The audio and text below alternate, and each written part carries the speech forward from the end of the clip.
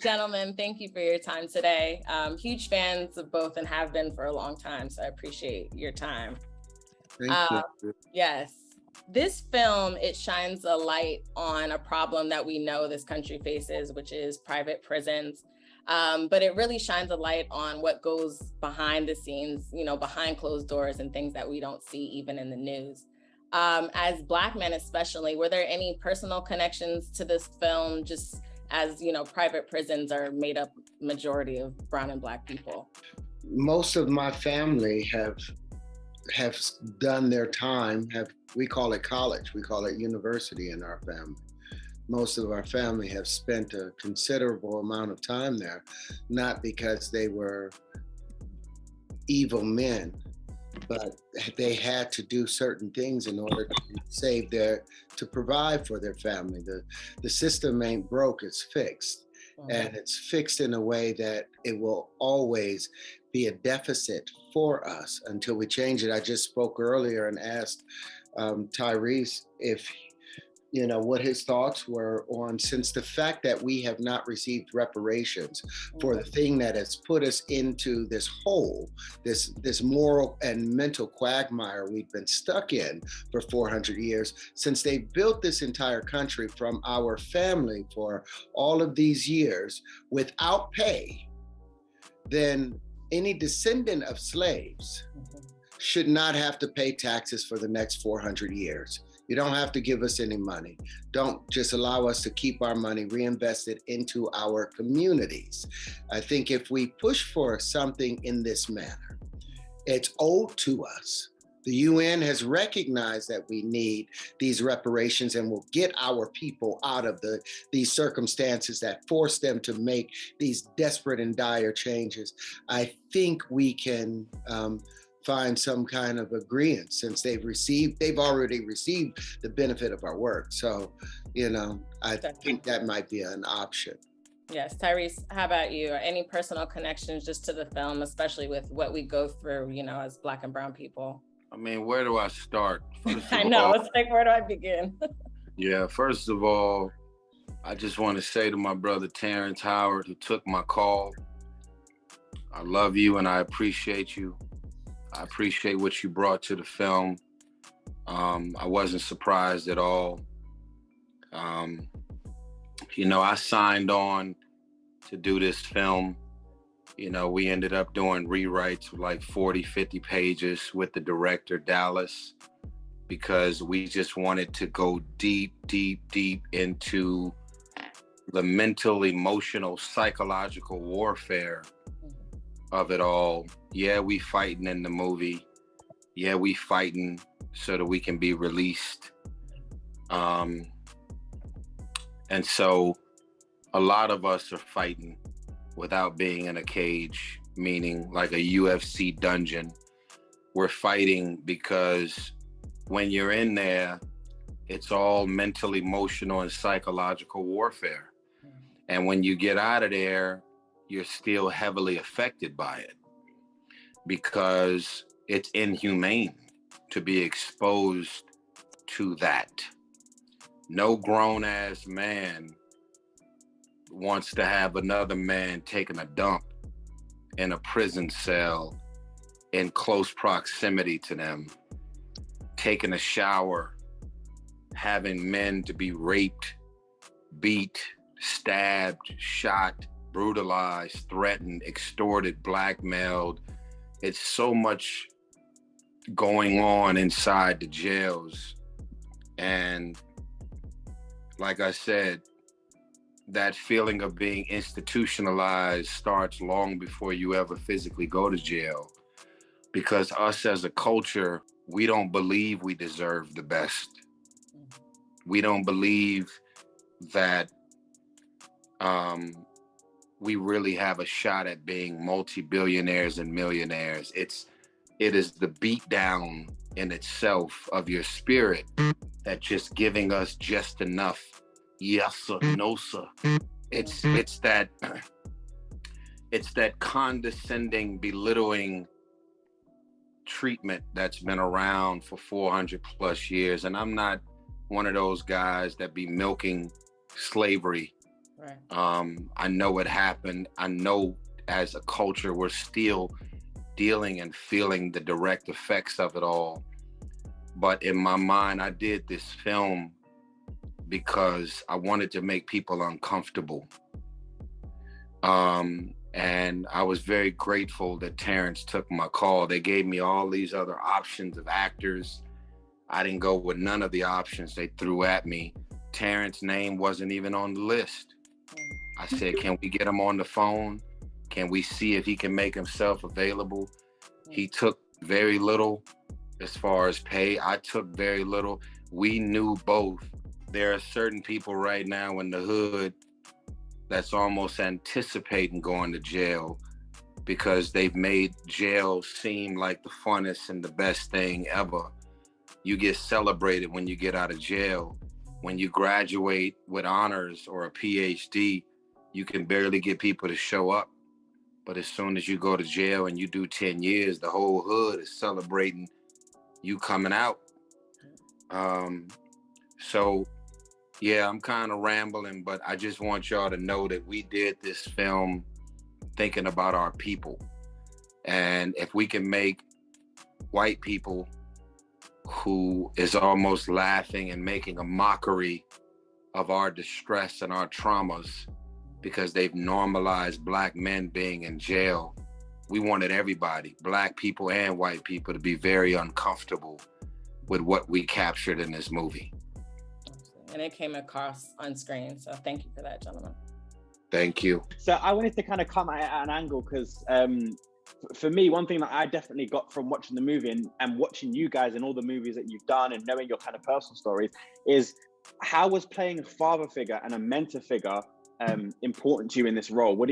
How did you create your kind of backstory of you being a father and you being a mentor role and putting that into your role? Well, the truth is we're all mentors to everyone that see us. We're either an encouragement or a discouragement.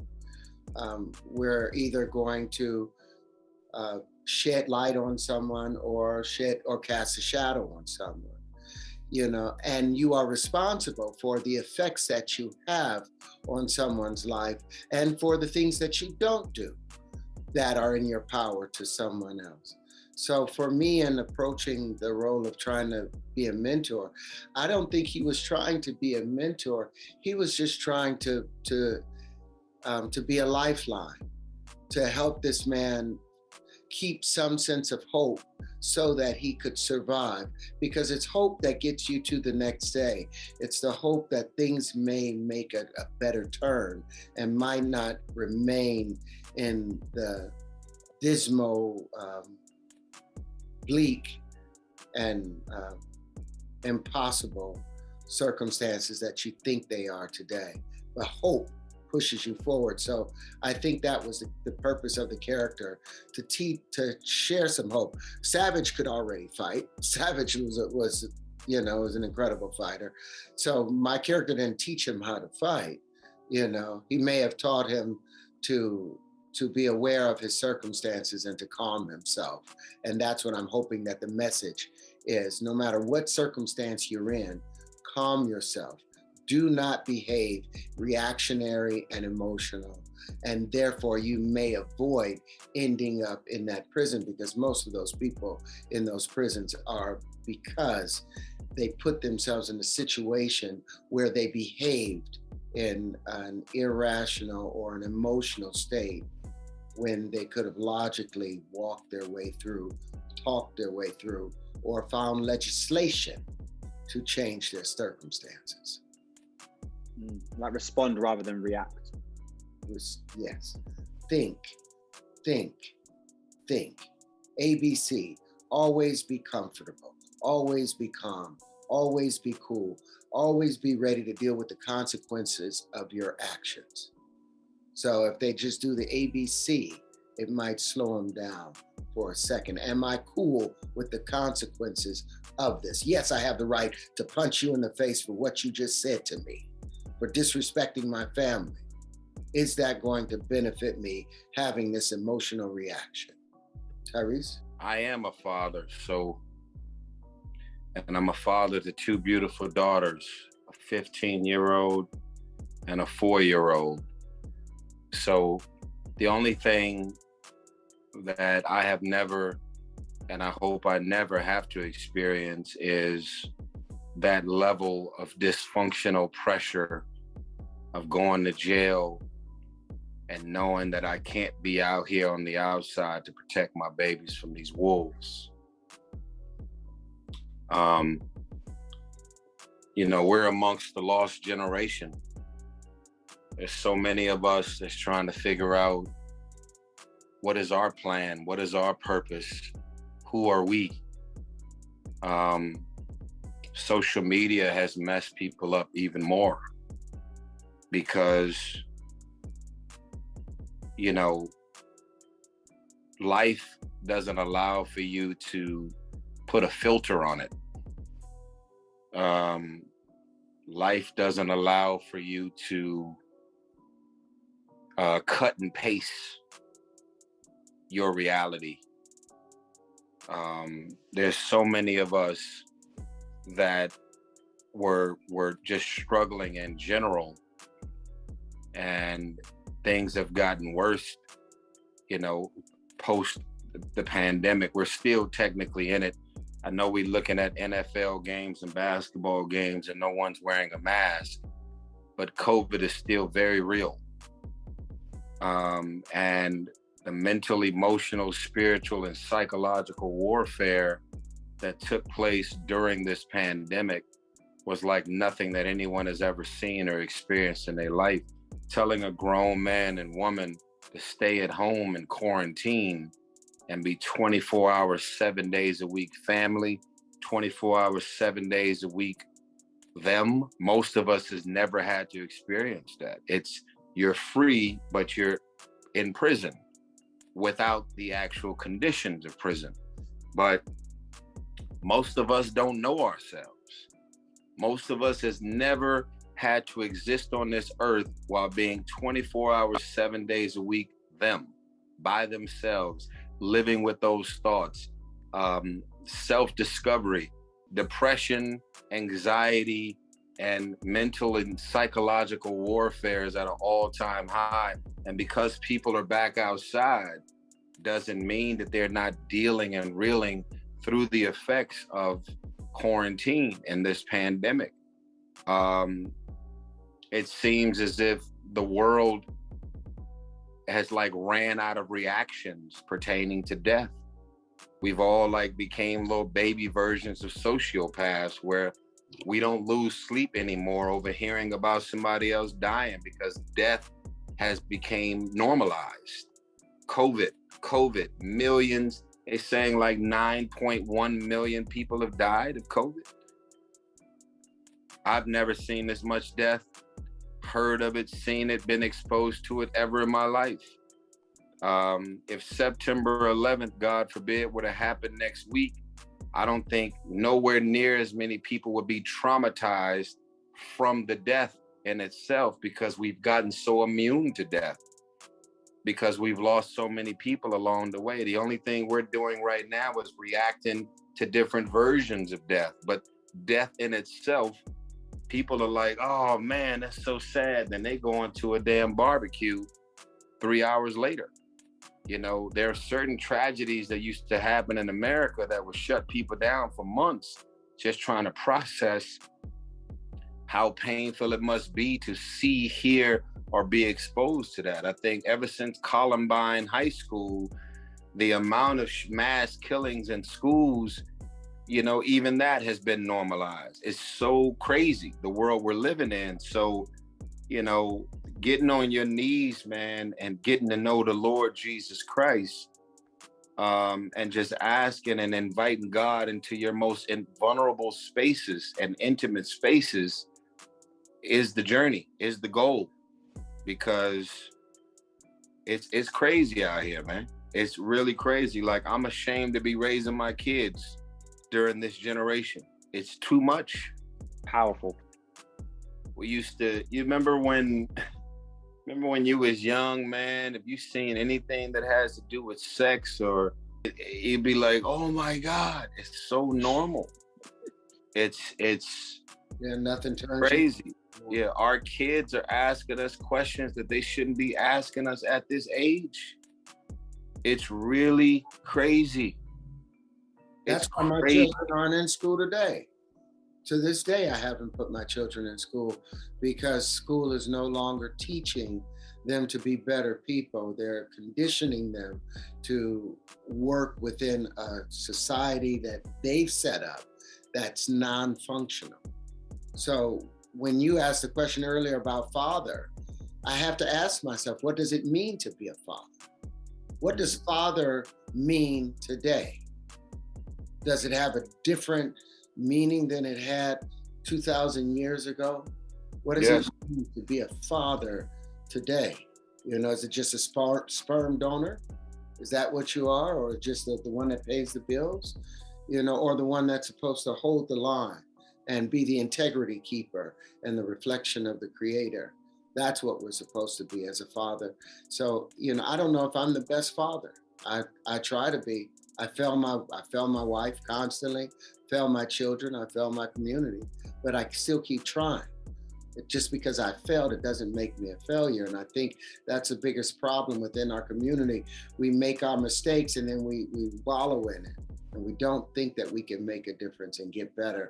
And we end up in circumstances where we make bad choices and we know the law is stacked against us. We know that it's stacked against us and we still make the choices. So there's a saying that I threw out there a few years back.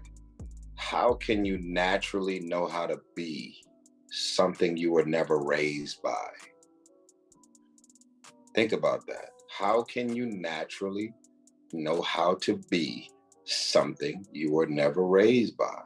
If you didn't grow up in a house to see the model husband and wife, it's expected of you to go through multiple marriages and divorces. Where is the blueprint? If you were never raised by a father, we may consider ourselves the best fathers we can be, but we're winging it.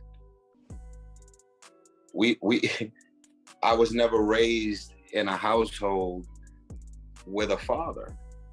So yes, I'm co-creating these children. Yes, I'm a hustler and I'm a provider, but putting food on the table, paying the bills and moving our children into certain environments and communities that may be safer or better, still by definition doesn't make you a father. Doesn't make you a mother because you did 9 months and pushed that baby out. There's a lot of mothers that are completely out of touch with the sensitivities in and around being a day-to-day mother because they may have not been raised in a household with that model citizen or example. So we are winging it. And you know, I give myself as much credit and props as I can because the world is not going to validate you. You got to validate yourself.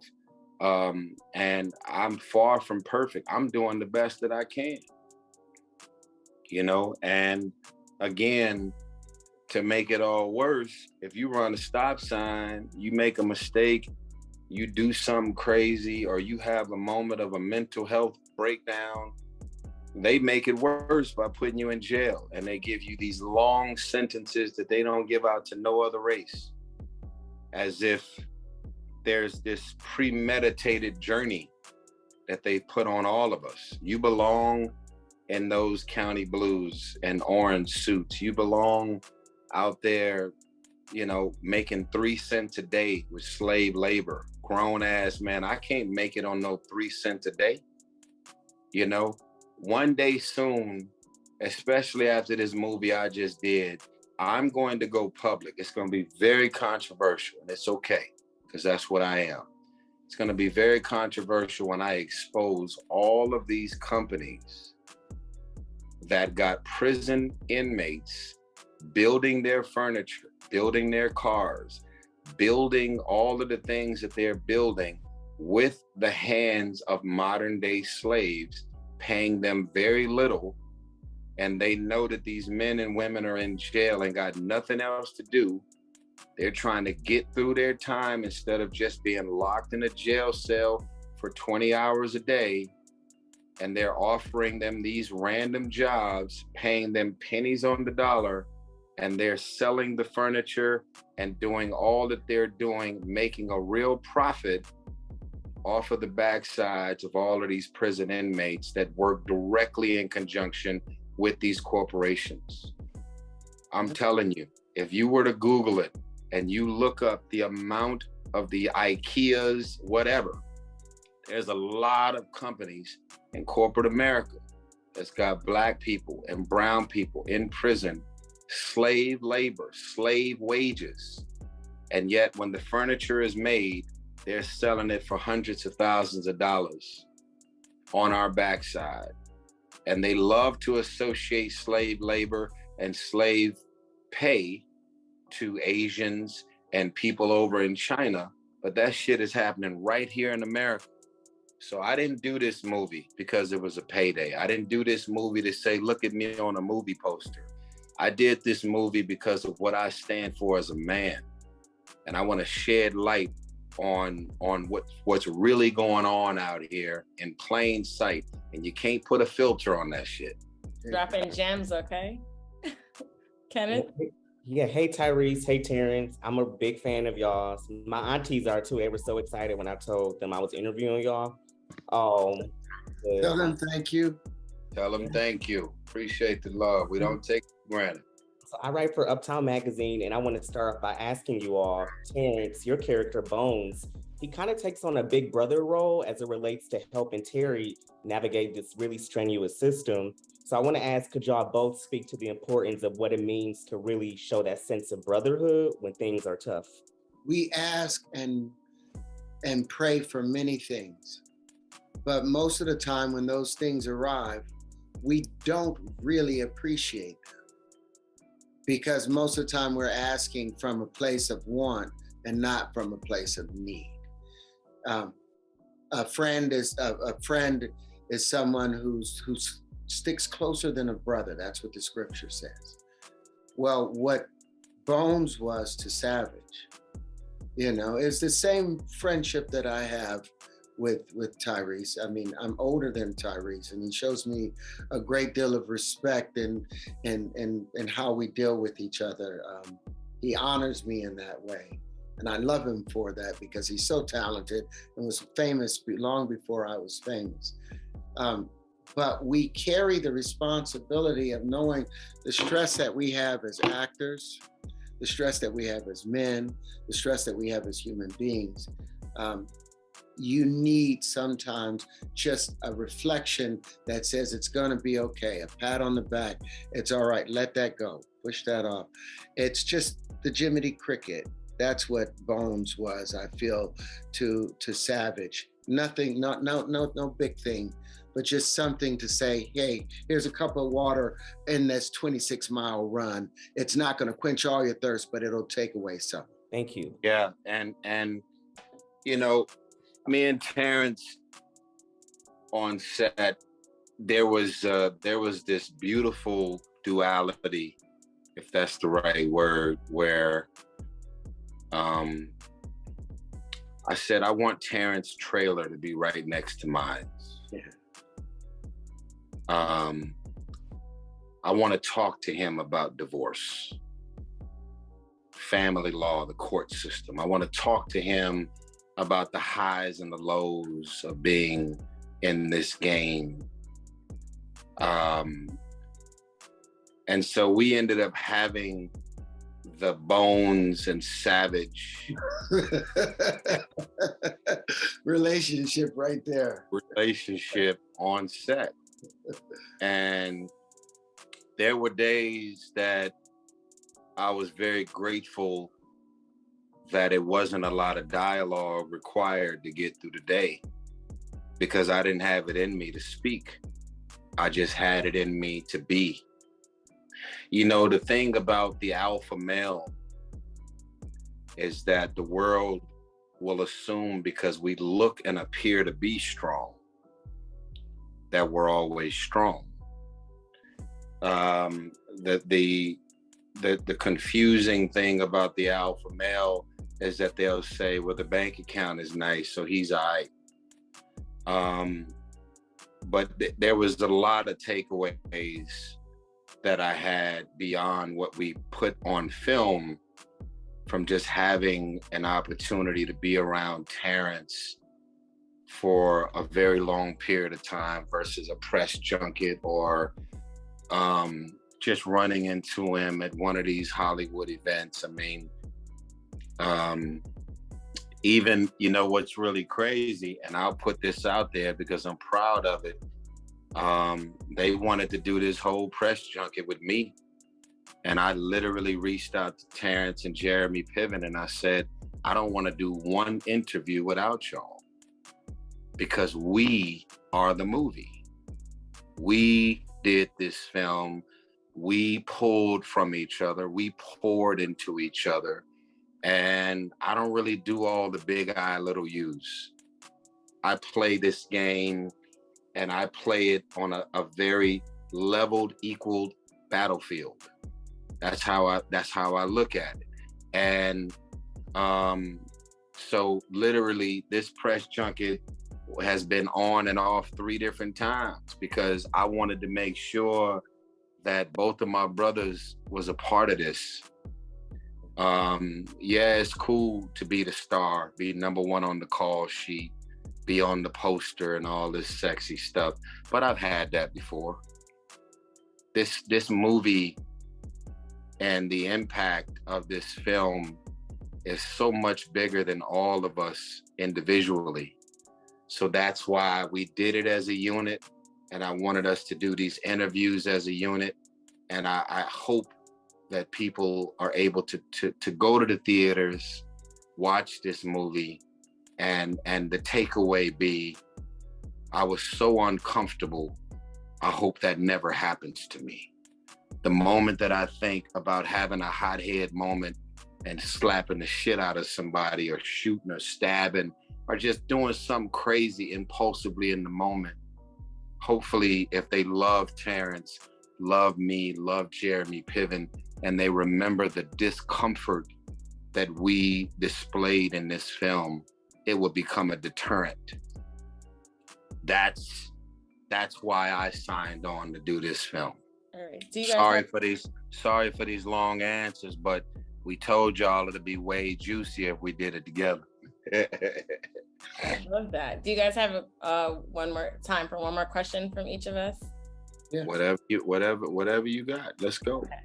All right. So my question is, it's kind of a personal question because I've had a family who has served in the armed services before, and you know, upon returning home, they too have had issues with police.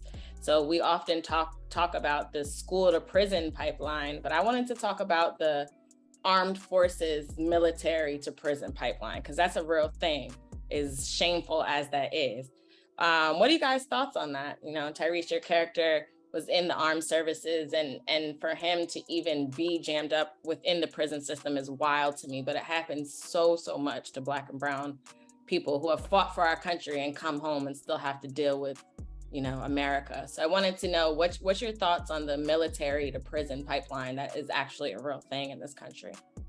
You know, I've never heard it phrased that way, military to prison pipeline. But the truth is, our selfless men and women who serve,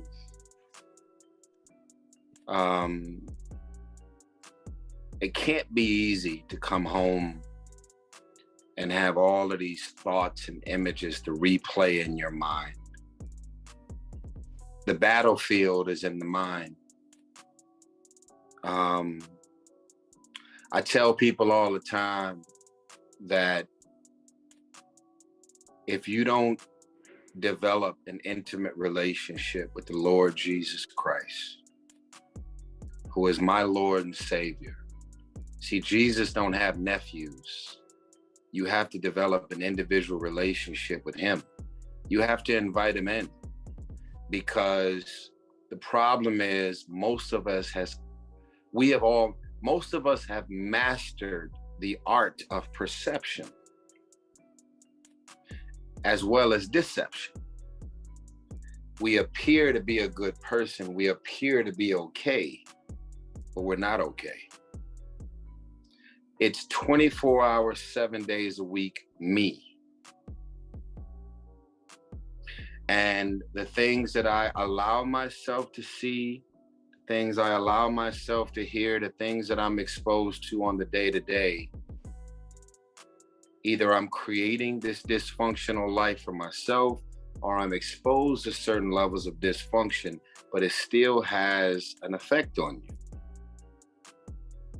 And again, you can't put a filter on it. You can't cut and paste it. It's 24 hours, 7 days a week, you. And so I think pertaining to men and women who serve and then come home, you know, it's like I literally put my life on the line on behalf of this country to then realize this country don't give a fuck about me. You took me away from my children. My kids are looking at me and calling me by my first name. They can't call me dad, or can't say that's my father or that's my mother, or call your mother mom, because they gave birth to you. Because motherhood and fatherhood is within the relationship. So when you take men and women away and they go overseas for 3-4 years at a time, that relationship is strained. So then you come home and you're now a visitor in your house. That wears on you. You're trying to connect to someone or something that you don't have a relationship with. And then you still got all the stuff that you were exposed to replaying in your mind 24 hours, 7 days a week. And when you talk about it, people think you crazy. There is not a pill in the world that can take away that level of dysfunction and trauma when you're exposed to it. PTSD is something that we heard of heavily associated to people who serve our country, but PTSD is real. I was exposed and watched South Central LA to so many stabbings, murder, crack cocaine, Mexican and blacks, you know, feuding and fighting, drive-by shootings, murder in front of me. You expect me to focus on algebra? Do you know what the fuck I just seen last night? Yeah. My mother was an alcoholic for 27 years, rest in peace. She died this year on February 14th of all days. Valentine's Day, my mom got called home. I'm sorry. Do you expect me to focus on anything you put in front of me? My mind is everywhere else but where you want my mind to be. And it's crazy to be a man or woman who serve our country for years and get exposed to all of that stuff and then try and come home and focus on anything. I mean, imagine your kids in your lap saying, daddy, daddy, daddy, and you're thinking about everything else but them. That's what I have to say. So again, the system, I hope it makes you uncomfortable. I hope that you don't look at this as just entertainment. There's some real shit we put in this movie. And it was uncomfortable to make, and I hope it's uncomfortable to watch. And I hope it's a deterrent. As a Black man, if anybody loves me, looks up to me, worships the ground that I walk on, look at how uncomfortable I was in this movie. And just know I wasn't acting. We really shot this inside of a real prison with real inmates, with real prison guards, really having to walk through metal detectors every day as we came to work, really moving prison inmates out of their jail cells so that we can film in the jail cell, smelling piss and shit, really dealing with discomfort. And it took about 3 months for me to shake the energy of that prison off of me. And it came all back once I watched the movie a couple of days ago. Sorry for my long answer, but that's my answer. I love that. I love that answer. Tyrese, thank you. Terrance, how about you? If there are any thoughts on the unfortunate, military to prison pipeline? Well, the statistics say that there are more prisoners in jail, more veterans in jail than there are prisoners in at least 14 other countries. We have over 181,000 military prisoners who served in the armed forces. Why is that? Is it something, and the other countries don't have the same problem? So there has to be something that's going wrong within our own internal infrastructure. There's something that we are failing to do, or we are now demonizing these men, because when you go to the military to what? Typically as a man, to become a better man, a stronger man, to make more aggressive and determined choices. So after all of this training and these people that spent 20 years, 15 years, how is it that they come out into society and end up as a stain upon society? How does that occur? Well, apparently it's no longer okay to be a man. Apparently the structure and the nature of what it means to be a man, it's something that they're teaching in the military, but it doesn't work for our society. So that means now you can change rules all you want, but you cannot change the biology. We have to change, we have to get back and look at the benefits of male and female. Men are stronger than women, women are smarter than men.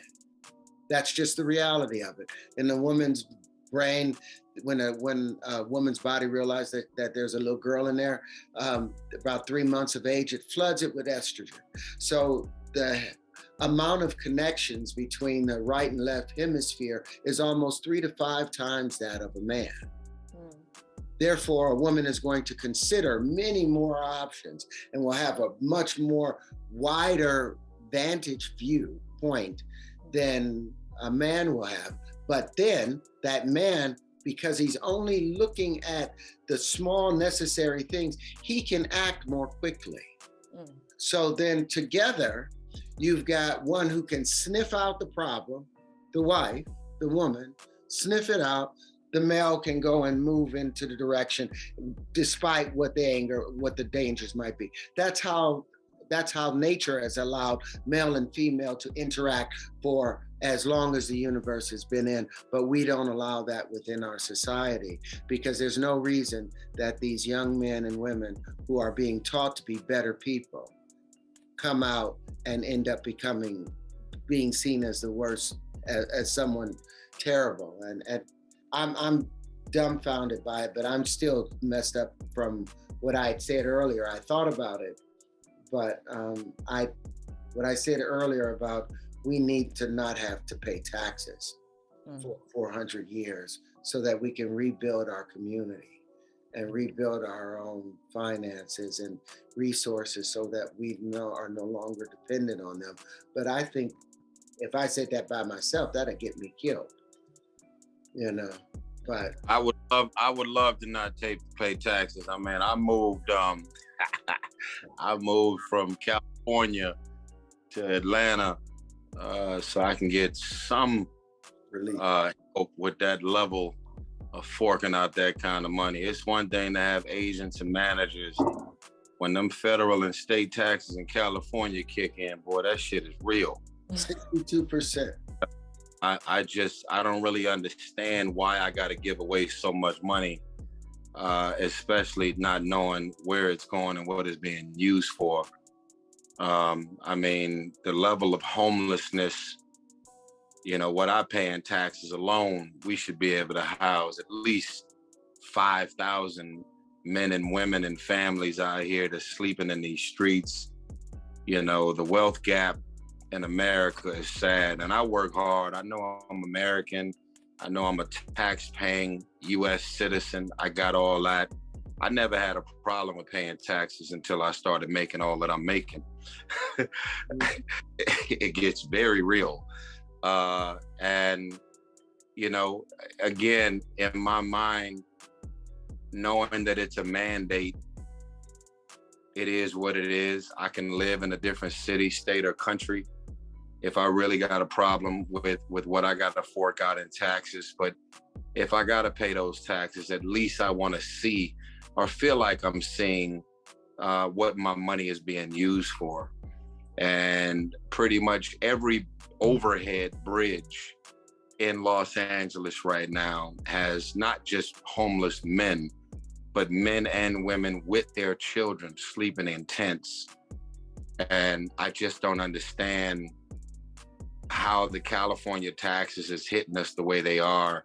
And yet we still see with our own eyes this level of poverty and homelessness. And it's cool to give out turkeys. It's cool to do these kind of vignettes, but people need real help. People need mental, emotional, psychological help, financial help. People need real help out here, man. It is really, really crazy. It's really hard to make money. And then it's also hard to give it all away and not know where the hell your money is going. You know, we sending a lot of our American tax dollars overseas right now, fighting that war in Russia. You know, that ain't got nothing to do with us. Yeah. You know, that's between those two countries, and we're spending billions and billions of tax dollars to fight in a war that ain't got nothing to do with us. Yeah. So, you know, anyway, I don't really get into politics like that, but yeah, I'm very conscious and very woke, if that's the right word. But at the same time, I'm grateful, you know, because my kids are living a particular life that I've earned. Nobody gave me shit. I didn't ride no coattails. I don't have, you know, 20 celebrities saying, let's do a bunch of songs together. And even if you ain't relevant, I'll make you relevant. I'll use my hotness to make you hot. I've been an alien out here, man. I've been riding this wave for over 20 years by myself. It's been me and God. Think about what I just said. Tyrese has always flown solo. I don't come from Bad Boy Records where there's 30 artists on the label all working with each other and collaborating. It's just been me. When I do movies, I collaborate with actors and do my thing, and I go home. I don't even have a clique of entourage of actors where it's like we all giving each other projects, and you know, it's been all God's favor and hustling and grinding my way into creating my own reality. And you know, I tell people all the time, man, stop inviting people to your pity party. It's okay to vent, express yourself, get shit out your system. But you got to put them boots on, man. You got to do the work. Ain't nobody finna give you shit. I don't care how sexy you think you are. It's a lot of sexy people in the world. You got to grind. You got to hustle. You got to network. You got to really get in there and get it done. And you got to have the Terrence Howards of the world to leave a movie set from working with you and saying good things about you, and saying things about you in rooms that you're not physically in yourself, to say good things about yourself. You know, Terrence will never be unemployed, not on my watch, ever. I have a responsibility to that Black man and his children and his beautiful wife. Like, that's what it's about. You know what I'm saying? Like, it's real for me. I believe in building out fraternities, and I don't need 50 of them. I can kill the world with a strong 5-piece and a biscuit. You know what I mean? Like, hey, listen, I tell. Now Tyrese is coming, you know what I mean? Like, here it comes. I'm telling you, man, I'm dangerous. I'm so dangerous. I'm one of the most dangerous people, man, because my circles that I move in, we play no games. I don't need to walk in a room with 50 of them. I'll kill all y'all with 5. I'm telling you, man, like my resources is real. I'm not talking about violence. I don't want anyone to misconstrue my words. I'm not talking about killing nobody. I'm talking about when it comes to raw talent, when it comes to like people that really walk in that thing, I got monsters around me, man. Directors, actors, singers, rappers, producers, cinematographers, editors. Man, I got goons, bro. I got goons, yeah, I'm a goon squad. But that's what we need. Who's next? Who's the next question? I can't hear you. I got a question for you. So obviously, I'm not in this situation, but I want to kind of paint this character in this picture of someone who's watching your film. And, you know, I'm a father, I've got a young daughter or a young son, and I'm struggling at the moment, and I'm feeling like I need to go and do something that I shouldn't be doing. And I know I shouldn't be doing it, but kids at the end of the day, you know, fathers want to look after their parents. And what are you hoping your film can do to kind of help inspire that person not to go down that wrong route? Hey, first of all, let me just say this real quick. I'm sorry, Terrence, for jumping in. First of all, you could not find me a fuck to give about anybody who's struggling right now. I'm sorry, man. When I first got on, there was no Uber. There was no Lyft. There was no Bitcoin. There was no people sitting at home pulling out their iPhone and flipping $100 into $1,000 to 100,000 into $1 million. There was no such thing as being homeless and having an opportunity at becoming a multi-billionaire overnight. There are so many more ways of getting it now than we've ever had. The fact that y'all are even doing this interview from the comforts of your home and you're being paid to be a part of the press and media and journal, there is no excuse for anybody to not get it right now. So if you got some type of mental illness in any capacity, or you got some type of a handicap where you physically cannot do it, those are the only people that my heart go out to. There is no excuse. When you was broke and fucked up in the hood, that was something you had to wear, period. There was no opportunity to fix it and turn it around, period. Yeah. And we're not talking about fraud. We're not talking about selling weed and crack. That's easy.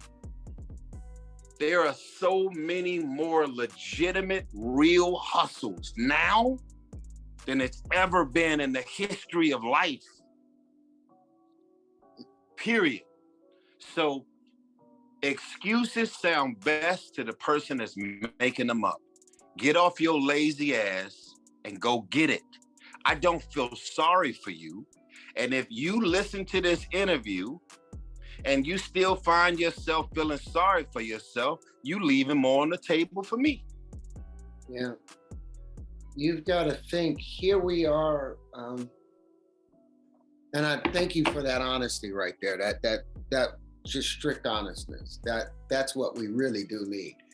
People make these choices. Like, I grew up up on Grape Street, not far from where you are. Wow. Not far from where you are. When I first moved here to LA, we moved out. Yeah. 113th and Grape Street. That's crazy. When we didn't move into LA, and we didn't have a refrigerator. I remember the ants coming through the door, coming through the screen. I had kittens. They ate my kittens during the night. We had little of nothing. I was on welfare most of my life going through school. I never sold drugs one day in my life. Never had new clothes for the first day of school. I didn't steal anything from anybody. I didn't rob anybody. I had nothing. But I managed to go out and earn a living. without having to harm someone. And I've been in the most desperate of circumstances, but I still have avoided doing something that will cause somebody else harm. God will always make a way.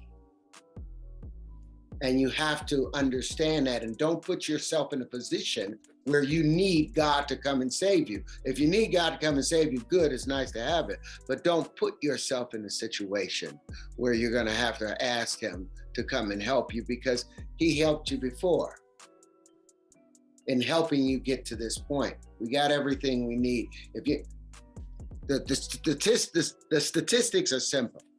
In a healthy ejaculation, you know, there's 300 to 500 million sperm, used to be.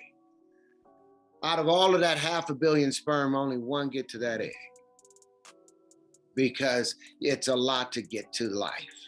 And that egg doesn't always implant. It has to hijack the mother's body. It wraps itself in dopamine and barrels itself into the body, and then the body feeds it, and it keeps manipulating. It gives first. That's the first thing that a pathogen does, that the baby does. It gives first, and then it receives. We have to do the same things. We have to take those systems in. You got to give first, but you never have to do something where you're going to break some. I've never sold drugs. Members of my families have sold drugs.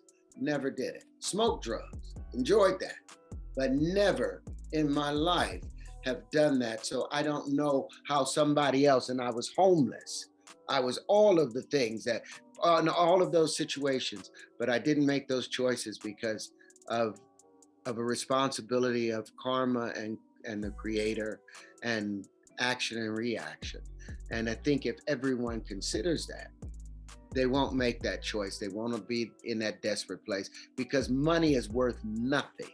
Since 71, it's been off the gold standard. So it's just another integer being multiplied by another integer. It's of no value. And yet we're wasting away our life force for something that has no value. And we are the only species in all of the universe, in all of the known universe, to use currency.